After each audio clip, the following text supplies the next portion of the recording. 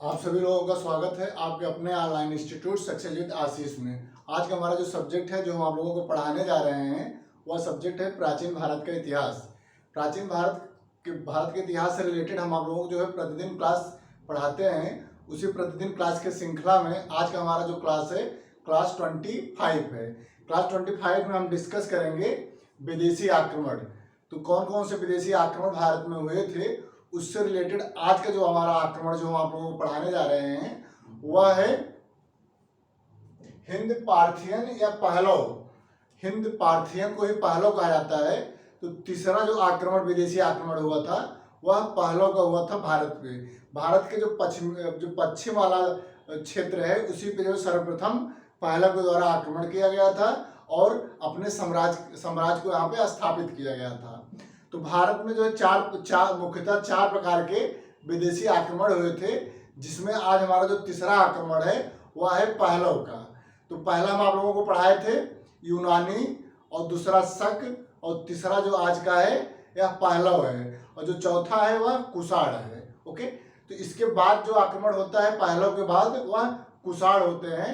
कुषाण वंश के जो सम्राट हैं उनके द्वारा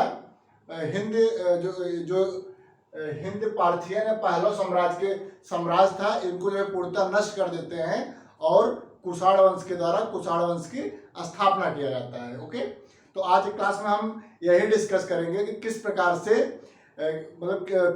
से हिंद पार्थियन या पहलव साम्राज्य किस प्रकार से भारत के पश्चिम वाला भाग है वहां पे किस प्रकार से आक्रमण करते हैं और किस प्रकार से अपने शासन को यहाँ पे स्थापित करते हैं। और इस साम्राज्य से संबंधित जो महत्वपूर्ण शासक हैं जिसके द्वारा जो है इस वंश की स्थापना भारत में किया जाता है, और भारत में पहलव साम्राज्य से संबंधित जो भी विस्तार होता है साम्राज्य विस्तार वह किस जो है शासक के समय में होता है।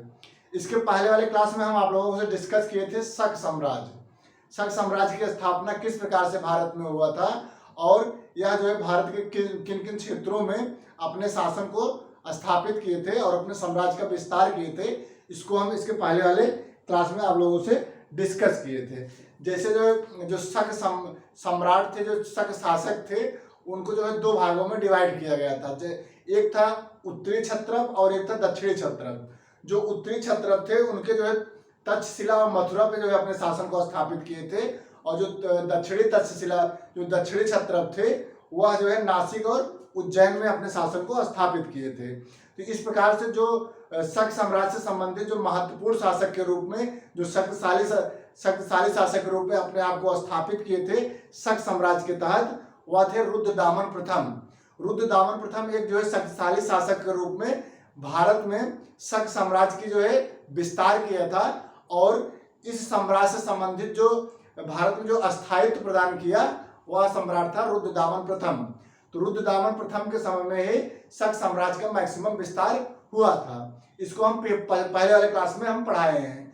शक साम्राज्य से पहले जो हम आप लोगों को पढ़ाए थे वह था यूनानी शासक किस प्रकार से भारत में आक्रमण किए थे और आक्रमण करने का क्या उद्देश्य था, इसको हम उस क्लास में डिस्कस किए हैं। ओके, तो जो यूनानी शासक में मुख्यतः 3 शासक थे जो यूनानी साम्राज्य का विस्तार भारत में करने में सफल हुए थे, और भारत के जो पश्चिम वाला भाग है यहाँ पे सर्वप्रथम इनके द्वारा आक्रमण किया गया था और यहाँ पे अपने साम्राज्य का विस्तार किए थे। जैसे कौन कौन से शासक थे उसमें जो डिमेट्रियस प्रथम जो है यह एक यूनानी शासक था जो भारत में यूनानी साम्राज्य के विस्तार करने में महत्वपूर्ण भूमिका निभाया था। उसी प्रकार से जो है इक्विटाइटस जो है यह दूसरा जो है मुख्य शासक के रूप में यूनानी साम्राज्य की विस्तार करने में भारत में महत्वपूर्ण भूमिका निभाया था। ओके, तो ये जो है इसको पहले वाले क्लास में हम आप लोगों से डिस्कस कर चुके हैं।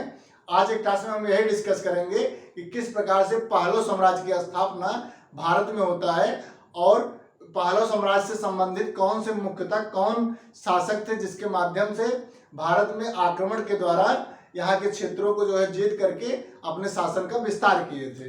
तो इसको जो है आज की क्लास में हम आप लोगों से डिस्कस करेंगे। ओके, तो आज क्लास हमारा 25 क्लास है। 25 क्लास में हम डिस्कस करेंगे हिंद पार्थियन या पहलव समाज, पहलव साम्राज्य, हिंद पार्थियन को ही पहलव कहा जाता है और भारत में इनको जो है पहलव के नाम से ही जाना जाता है। तो इनका जो साम्राज्य विस्तार जो है कहाँ हुआ था, कब हुआ था, किस शासक के समय ये जो है अपने शासन को जो है मजबूती प्रदान किए थे, इसको हम आप लोगों से अभी डिस्कस करने चल रहे हैं। क्लास प्रारंभ करने से पूर्व आप लोगों से रिक्वेस्ट है कि प्लीज़ आप लोग हमारे यूट्यूब चैनल को सब्सक्राइब करके बगल में बेल आइकन है उसको आप लोग जो दबा दीजिएगा, जिससे हमारा प्रत्येक क्लास वीडियो का नोटिफिकेशन आप लोगों को जो है समय समय से मिलता रहे। और हमारे वीडियो को आप प्लीज़ जो है शेयर करिए। ओके, तो चलिए आज क्लास हम प्रारंभ करने जा रहे हैं। हिंद पार्थियन को ही पहलव कहा जाता था। इनका साम्राज्य जो पश्चिमोत्तर भारत में शकों के बाद पहले लोगों का आधिपत्य हुआ था। जो भारत में जो पश्चिम वाला भाग है, यहाँ पे सर्वप्रथम शक शासक के द्वारा अपने साम्राज्य की स्थापना किया गया था और अपने साम्राज्य का विस्तार किया था। लेकिन जब पहलव के द्वारा भारत में आक्रमण किया गया, तो ये जो है सर्वप्रथम शक द्वारा शासित क्षेत्र थे, प्रदेश थे, उन्हीं पे जो है सर्वप्रथम पहलव के द्वारा आक्रमण किया गया और शक को जो है नष्ट करके उन्हीं के जो है क्षेत्रों पर अपने साम्राज्य का विस्तार किए। लेकिन आगे चल करके ये जो है भारत के कुछ मतलब मैक्सिमम क्या भारत के जो बड़े क्षेत्र पर ये अपने शासन को संचालित करने में सफल रहे, जबकि शक शासक भी भारत के जो एक बड़े क्षेत्र पर अपने शासन को स्थापित किए थे। लेकिन उनके बाद जो पहलव आए वह भी एक जो है शक्तिशाली साम्राज्य का स्थापना किए और जो है युद्ध के माध्यम से शक साम्राज्य का पूरी तरीके से नष्ट कर दिए थे और आगे चल करके पहलव साम्राज्य का विस्तार किए। इनका मूल निवास जो है ईरान था। जो पहलव साम्राज्य था, इनका जो है मूल निवास कहाँ था, ईरान था। ये ईरान के रहने वाले थे और ईरान से ही चल करके भारत में अपने साम्राज्य विस्तार के उद्देश्य से यहाँ पे आक्रमण किए थे और यहाँ के जो भारत के क्षेत्रों को अपने साम्राज्य में मिला करके अपने साम्राज्य का विस्तार किए थे। कुछ समय तक शक एवं पहलव साथ में भारत में शासन किए थे। पहले जो सर्वप्रथम जब पहलव के द्वारा भारत के पश्चिम वाला भाग है वहाँ पे आक्रमण किया गया था, तो उसके पहले जो है ऑलरेडी शक शासक के द्वारा यहाँ पे शासन को जो चलाया जा रहा था। लेकिन जो प्रारंभ में शक जो है पराजित हो गए और उनके क्षेत्रों पे पहलव के द्वारा शासन को स्थापित किया गया। लेकिन आगे चल करके शक और पहलव कुछ समय के लिए ये जो है एक साथ भारत में अपने शासन को स्थापित किए थे और अपने शासन को साथ में संचालित किए थे। लेकिन आगे चल करके युद्ध के माध्यम से शक को पूरी तरीके से पराजित कर दिया जाता है और पहलव के द्वारा यहाँ पे शासन स्थापित किया जाता है। इस साम्राज्य के सर्वाधिक शक्तिशाली शासक गोंदो फर्निस थे। गोंदो फर्निस जो है इसका बहुत शक्तिशाली शासक था पहलव साम्राज्य का। गोंदो फर्निस के द्वारा ही पहलव साम्राज्य का विस्तार किया गया और पहलव साम्राज्य को जो है एक शक्तिशाली साम्राज्य के रूप में भारत में स्थापित किया था। इस प्रकार से कहा जा सकता है कि गोंदो फर्निस के द्वारा जो इस साम्राज्य का जो एक अस्तित्व था उसको जो है मेंटेन किया और एक स्थायित्व प्रदान किया भारत में जो है इस साम्राज्य का। तो गोंदो फर्निस एक महत्वपूर्ण शासक के रूप में भारत में जो है अपने आप को स्थापित किया और अपने शासन को संचालित किया। इसके समय में सेंट टॉमस ईसाई धर्म प्रचार करने के लिए आया था। इनके समय में गोंदो फर्निस के समय में सेंट टॉमस जो कि एक ईसाई धर्म से रिलेटेड था, तो यह जो है ईसाई धर्म का प्रचार करने के लिए भारत में आया था। तो क्वेश्चन पूछा जाता है कि सेंट टॉमस जो कि एक ईसाई था और अपने ईसाई धर्म के प्रचार करने के लिए किस शासक के समय में भारत में आया था। तो गोंदो फर्निस जो कि एक पहलव साम्राज्य का सम्राट था, इसी के समय में सेंट टॉमस एक ईसाई धर्म से रिलेटेड था जो कि ईसाई धर्म का प्रचार करने के लिए भारत में आया था। गोंदो फर्निस, ओके। सेंट टॉमस ईसाई धर्म प्रचार करने के लिए भारत में आया था। इसकी राजधानी तक्षशिला थी, ओके। तो जो पहलव साम्राज्य की सर्वप्रथम राजधानी था वह था तक्षशिला में अपने राजधानी को जो है स्थापित किए थे और यहीं से ही अपने शासन को भारत में संचालित कर रहे थे। ओके, इनके सिक्कों पर धार्मिक उपाधि मिलती थी। जो पहले साम्राज्य के समय में जो सिक्के चलाए गए थे इनके साम्राज्य में, उन सिक्कों पे जो चित्र बने थे वह जो है धार्मिक से रिलेटेड चित्र बनाए गए थे। ठीक, तो जो है धार्मिक उपाधि, इनके सिक्कों पे जो धार्मिक उपाधि थी उनका जो है जिक्र इनके सिक्कों पे किया गया था। ओके, नेक्स्ट बौद्ध धर्म को ग्रहण किए थे।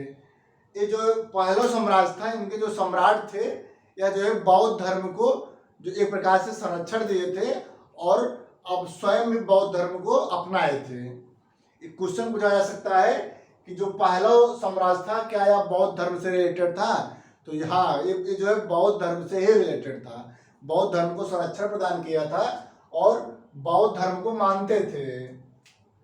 पहला साम्राज्य के जो वास्तविक संस्थापक था, पहला साम्राज्य का जो वास्तविक संस्थापक था वह मिथ्रेडेटस जो है यह वास्तविक पहला साम्राज्य का संस्थापक था।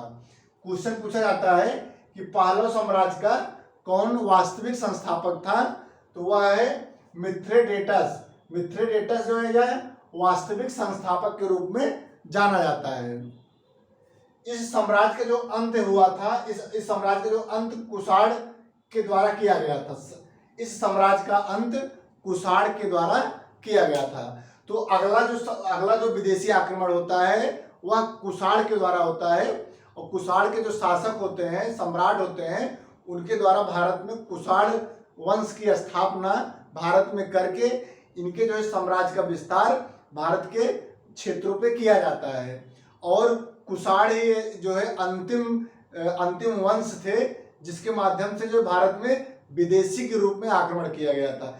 तो जो है चार प्रकार के मुख्यतः भारत में विदेशी आक्रमण प्राचीन भारत के समय में हुआ था, जिसमें पहला था यूनानी, दूसरा शक और तीसरा पहलव और चौथा जो था कुषाण था।